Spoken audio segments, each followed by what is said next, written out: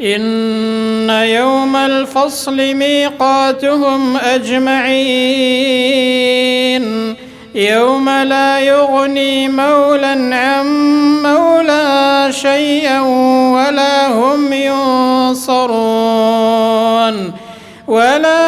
ينصرون إلا من رحم الله إنه هو العزيز الرحيم. إن شجرة الزقوم طعام الأثيم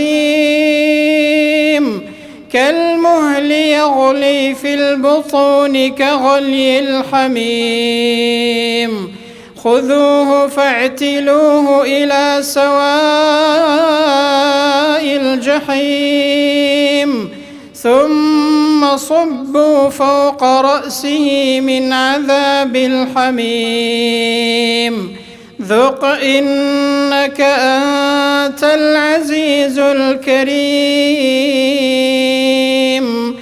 إن هذا ما كنتم به تمترون.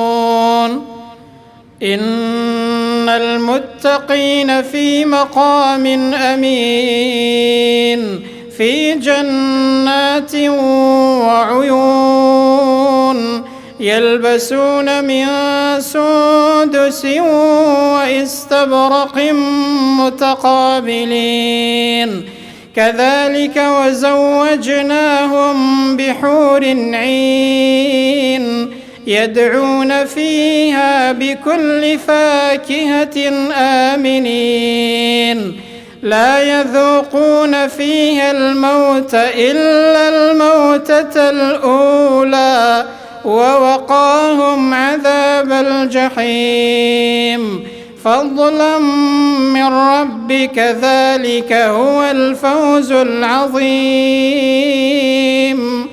فإنما يسرناه بلسانك لعلهم يتذكرون فارتقب إنهم مرتقبون.